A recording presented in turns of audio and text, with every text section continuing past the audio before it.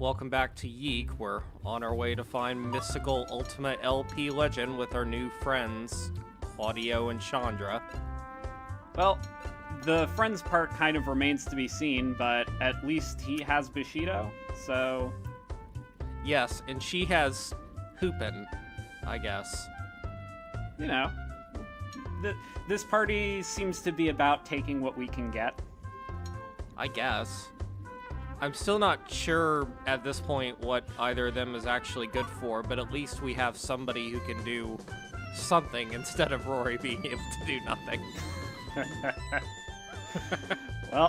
Well, I'll look forward with some trepidation to what random battles may come.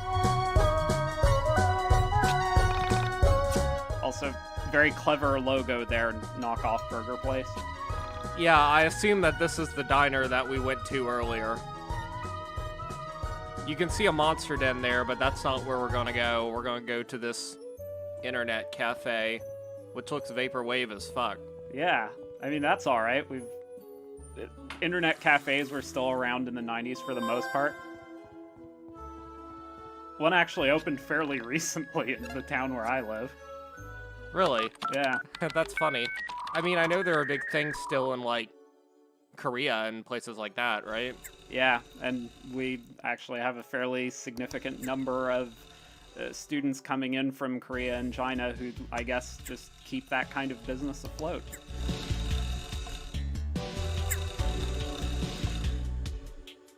Alright, so what's new on Onism? There's something here about a cave, but I don't stop to check it out. I'm actually just going to go over here because it looks like there's stuff that's happening, so that's cool. Yeah, it's a little unfortunate that for what Onism purports to be within this game's universe, it's not used a little bit more cleverly as a way of integrating side quest content or having just sort of signposts towards places of interest in the game's setting. Oh yeah, wouldn't that be great if, you know, this game's equivalent to the Knights of the Round quest and all that stuff happened on Onism and you had to find signposts and stuff? I'll be honest, your tone there seemed a little sarcastic, but I do genuinely think sort of use of the internet as a way to get into side quests in a game like this would actually be kind of interesting. It's not sarcastic at all, actually. I genuinely think that would be the best usage of that medium.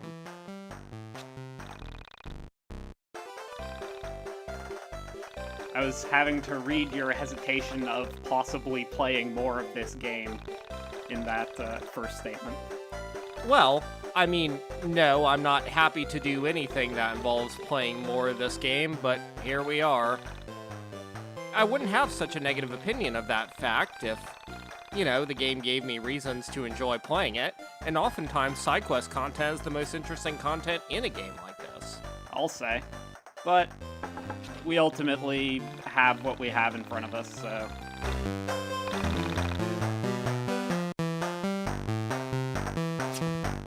Okay, that was kind of an interesting statement there. Yeah, that sure was something. They'd actually talked in dialogue about going and looking on Onism, so we're back at the internet cafe again, and this time I'm actually going to read it.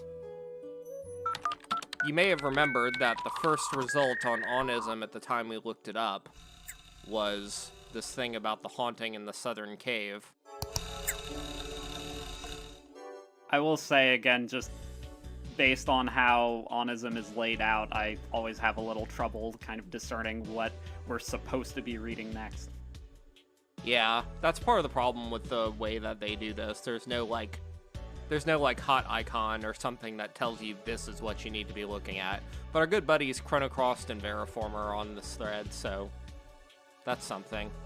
I'm not going to make you all actually read through it. Which is fair, but, I mean, from what I can parse here, it's talking about the fact that Sammy's apparently now being seen in other locations. Somebody's talking about seeing a ghost that weirdly looks like Sammy. but I'm actually not. Oh, my bad. There is a hot thread on there. Huh, okay. Yeah, I'm not reading that. Sorry, Heartstrand. As far as I can tell, that seems to go off on a profound tangent that makes me think this person thought they were typing into, say, a different chat log or something and just ended up including it in their post mistakenly.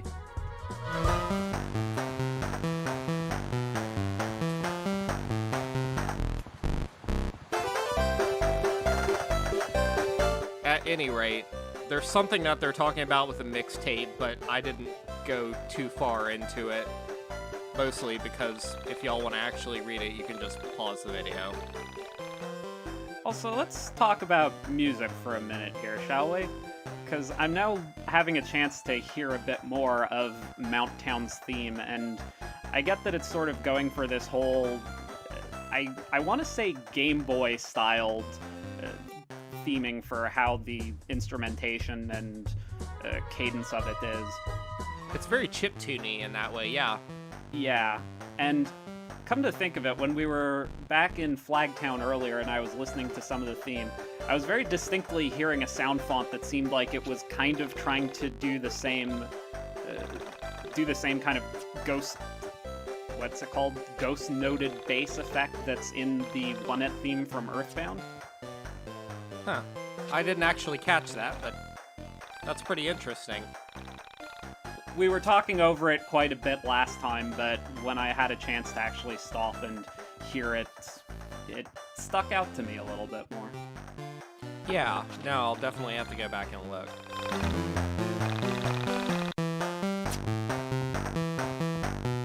I actually do decide to talk to some of these townsfolk and explore because, you know, this game kind of likes to hide stuff like those weirdly vibrant neon chests.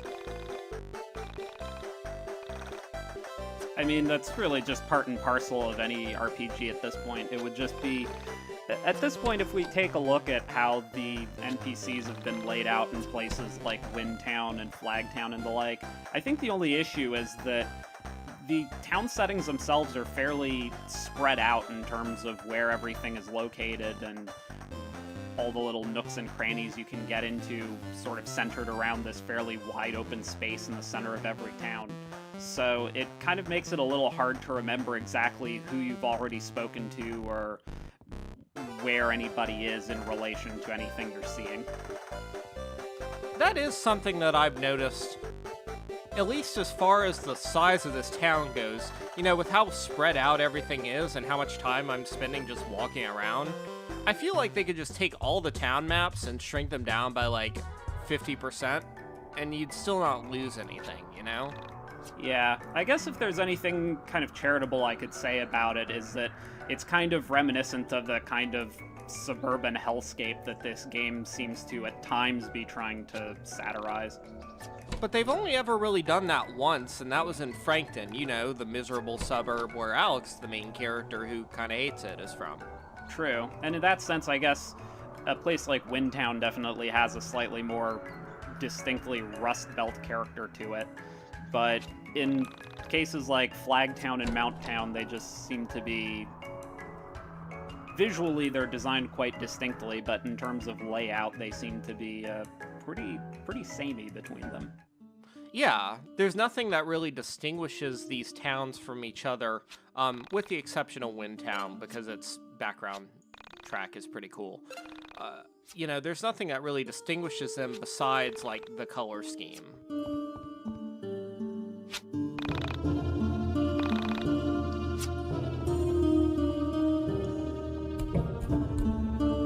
There's a trick to getting across that bridge, and I think I see what it is right away. Yes, it's almost like we have a tool of some kind that can reach out and touch levers. I'm actually seeing two tricks here, because isn't the rock down there one of the ones that's breakable with the base? Oh yeah, but there's nothing back there. Ah. Well, that's disappointing. Well, disappointment's the name of the game with this particular story. Yeah, again, about as close as I think we've ever gotten to identifying a consistent theme. You may notice that they've also been very, very generous lately with the healing items, and we'll get to why here in a little bit.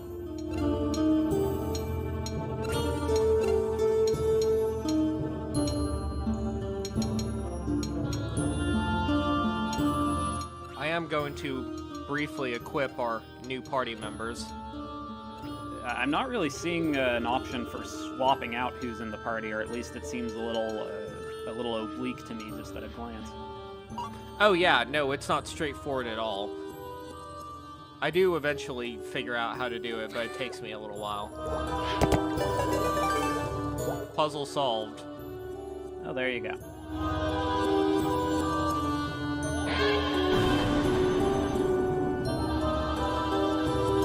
I actually legitimately have no idea why this rock is here if there's nothing behind it. Yeah.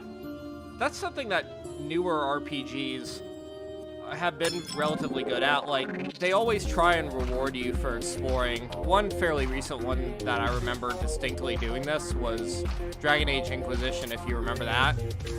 I didn't play it myself, but go ahead. Well, they've got these huge expansive maps, and there's, you know, you might think that if there are only signposts saying to go to certain place to do certain quests, then there might not be a good reason to explore the rest of the map, but they always put something for you to find when you get to the end of a dead end, or do some clever jumping, or whatever. Right. I just think that's nice. I wish this game did a little more of that. And realistically speaking, it's the case so far that anytime we've seen something breakable or cuttable or what have you, there's generally been something behind it. And the fact that this case seems to be the only exception suggests to me really that it was more of an oversight, that boulder was kind of used as a placeholder. Yeah, that's true. I'm probably not being fair to the game at this point. You're right that generally they do put some stuff in nooks and crannies. Generally just not stuff that's super good, I guess, or seems to do anything for me. Really, again, I think what I'm just pointing out with regards to that particular rock not having anything behind it was just the fact that it's obviously been placed there as a placeholder. Someone forgot to go, oh yeah, I meant to remove that part of the tile set when I ended up laying out everything in the rest of this level, because as you can see, the smaller rocks are being used pretty consistently otherwise. Again, just this game half-asses things. It could definitely have taken a couple more passes of playtesters, but...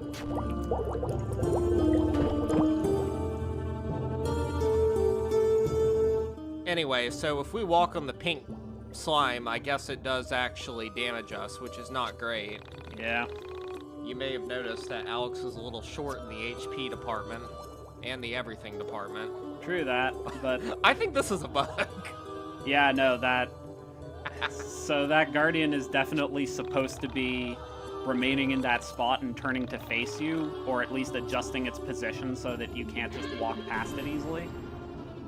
But when you approach it from certain angles, it just freaks out in terms of trying to track your location relative to it. Which is fine, you know, I'm sure it's no more difficult of a fight than any other fight. I also note that we seem to have hit upon a section where there's a greater amount of diversity in the combat themes. Yeah, and slightly greater diversity in the variety of enemies. And I'm actually pretty thankful for that. I wish that it didn't take 7 hours to get to that point, but, you know. Check out my sick And I think your combo on LP toss there was something like 3 hits and it still kills 2 enemies. Oh yeah, no, this is the point where I figured out that the number of hits that I have to do in LP toss to do damage, there's basically no relation between the number of hits I do in LP toss and the amount of damage I do to the individual enemies. Because we've already kind of established that I have no way of controlling which enemies are hit, right? Right. Yeah, and even if I could actually control them by hitting certain enemies on the minigame prompt, it's not like I can reasonably do that because they make it all go so fast that it's impossible to target anything in particular. Right. So, you know, sometimes I just sort of spam the A button for about, 10 seconds or until it ever decides that it wants to stop me. Sometimes it works out all right, and sometimes it didn't. But that time, I didn't hit, like, anything, and I just one-shot the entire enemy party. Like, what's up with that?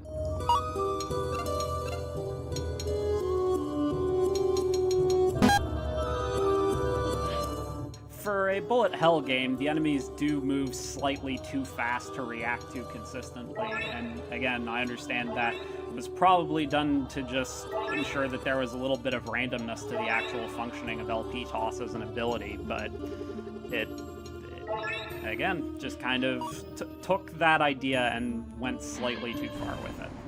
Well, to reiterate what we were talking about with this just a couple of episodes ago when it first really started cropping up and being really good, how dare I be good as a player at the mechanics? Good games or bad games, it's just a consequence of developing experience. I mean, people speedrun Sonic 06, remember. And for those of you who have speedrun Sonic 06, I'm sorry. I'm grateful, honestly. Grateful that a game like that exists that we can actually make fun of. It's how we learned about the boss.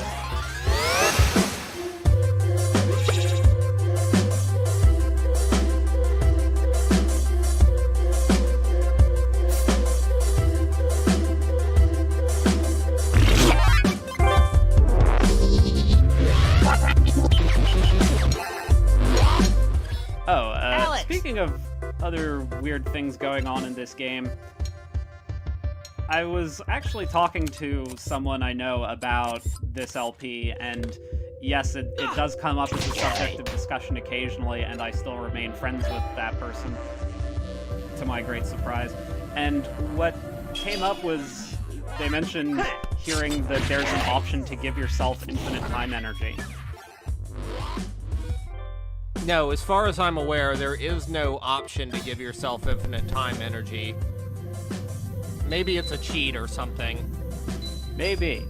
But I understood that part of how they made it work in that case was that they had heard you can use it on, say, Alex's attack such that his spinning LP becomes one of the most effective single moves in the game as far as basic attacks go. And that when you have records that allow you to spin up to, I believe, 5 or 6 times, they become considerably more damaging than basically anything else in the game. Trick shot! One thing that I have discovered about Claudio's Spoken / Bushido, whatever you want to call it, is that if you hit the green area, it actually attacks everybody, which is about as abusable as you might expect. Though it is a pretty cool mechanic, genuinely. The idea that because it's actually a fairly small target to hit, it giving you a substantial benefit such as that one is honestly kind of unique and inspired for an RPG. Oh, no, I don't disagree with that. I think the actual way that they've implemented it is pretty nice. I'll give the game that credit. Though we also just passed an incredible creeper there based on what he said. You noticed that too, did you? Yep. I wish I hadn't, but here we are. Back to the discussion about the Bushido mechanic. It is pretty nice that you can do that. And Claudio's actual attack power is quite good, which, you know, means that he can just sort of steamroll through moves from what we've seen so far. I'm completely fine with that. I guess what I wish was that, if anything, the way to trigger that hit everybody condition was a little bit more difficult. Because you'll see later on that as I get good at the mechanic, I don't even need to use time energy to hit the green area. Okay. It just seems like maybe they could have tweaked it a little bit and gone back and looked at how often do we want people to actually hit this thing when they're trying.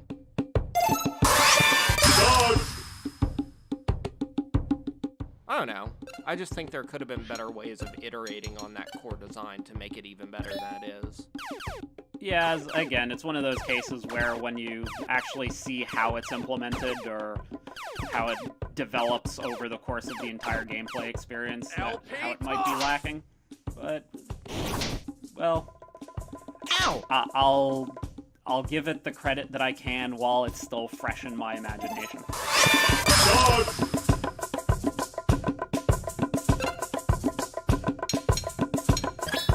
Alex! So I also noticed there that the new option swap was actually added to your battle menu there, and I'm assuming that is the only way of actually trading out characters from a party larger than yours. Are you talking about the battle menu in combat or the one out of combat? The one in combat. Because I didn't see one out of combat, frankly. It's very, very well hidden. I didn't actually figure out how to do it. But you're right. I have not played with swap. I assume that does allow you to swap party members in dynamically a la Final Fantasy X. Which is a fair way of doing it. But as I said, the fact that I didn't notice any such item or any such option in the regular menu, but that it was in the battle sort of made me go, huh, so you're telling me that the swap mechanic is only available in fights, and thus is slightly difficult to work around in a situation where, say, if you've lost a boss battle previously, you know what's coming but can't really deal with it until that moment? Let's take a break here. So, how did you get interested in Oh, this good. appearance Forced of Candy cutscene. Give me an opportunity to ask you what you think the anime on his shirt's about. Well, you said something about magical girl anime. I've been interested in missing people for a You while. and the rest of my thread have been The idea blowing of it up. vanishing is something that hits close to You're home, welcome. you know? Yeah, thank you so much for that. I didn't realize everybody here was missing kids and someone on an there was expert talking on about magical Sandy girl Hawk. anime, but here we are. I don't know what I Followed the link, expected. And it brought me to the Onism 1999 post. The one with the video of her on the elevator. I kept going back each day and keeping up with what you guys posted. I see once again we've a little been dark, brought isn't it? together by the Running power chat of the rooms for meme parents of of the missing apparent kids. human creepypasta that is Sammy Park. Oh, no, I don't, get off on it or anything. My little brother went missing when we were younger. I guess I still wonder if he's out there. I think Onism 1999 is just sort of implied to attract people who have had negative experiences in their life, or painful or traumatic experiences, you know? Yeah, especially relating to missing relatives, siblings, or... That's cool. At the same time, unlike with Rory, I don't really see Claudio and Chandra here having some kind of a mental breakdown as we go. Girl, Well, he actually talked about oh, it, man, that's messed up. but his This is brother no more disappeared girl a very shirt long than time ago, Mahou you know, Shoujo many Haru years no ago. Shimai is a girl's anime. Oh, God. This show represents Here we go. everything that is Yep. good about life. Oh, well, I've never seen it. I just assumed it was a girls' anime with all the exploding flowers, pink, and Sailor Moon ripoff characters. Oh, you see, man, that's where you're wrong. Mahou Shoujo Haru no Shimai is the quintessential human anime. Without this series, the art form would have never progressed. You see, while the anime premiered in 1985 in the US, there were already episodes This could of literally magical be one of the series in rants from the production in pumps Japan of in Charles Barkley's Shut Up and Jam 1977. Gaiden, couldn't it? Wait, so Without this series started it's production unlikely in that Naoko 97? Takeuchi would have written Sailor Moon. No, it started in the 80s. This series No, was he's described it as- revolutionary he for its described time it as starting and set production the in the animation and writing 70s. standards for everything And that it since. was only in the See, US in the each of the 80s, and sisters' I'm like, wow. relationships with father So in seasons is YIIK different. Universe, Each one relates to him in a different the- way as they struggle The with being a anime season witch explosion and being happened a lot human. earlier. yeah, If Father Spring had never laid with a human woman, the world would have been destroyed time and time again with his evil daughters, the Winter Sisters. Notice the way that It's the Claudio's balance of humanity portrait that was allows them to gently control the oscillating powers. while he was And don't talking. even get me started with the soundtrack. Oh, the amazing blend of funk, You saw that, jazz, and right? Japanese I kind pop of didn't, blows but my I'm... mind every single time. Oh, oh, oh! There's an Just- episode, season Oh, I'm gonna 16, make a gif of it. episode It's 309, going in the called thread. Run, Run, Excellent. Harunatsu, in which the Spring Excellent. Sisters have to experience their powers as if they have been I'm golden prepared to season accept witches. the frightening possibility This that it proves to becomes me my that- new avatar because of Dude, what I've done. this sounds like literally the most generic piece of crap ever. Just forget it. Enjoy your shitty girl anime. Man, shut up, Rory, Don't you involve buzzkill. Look, I am just as into Japanese crap as the Truly, next guy. Rory's You last have name is orders on Buzz your section. Killington. I didn't know Rory could be so judgmental, though. Jesus. Yeah, man. I mean, come on. You gotta let us have some fun. He's It's- had enough it's- of this shit. It's about as close as we can get in this game. I'm starting to gather that Rory is the party member who just doesn't want to be here, who exists in every JRPG. Yeah, but like with that party member in other JRPGs, we are thankfully soon to see the option where we can swap them out. Oh yeah, no, I'll figure that out in the next episode. Looking forward to it. Oh man, me too.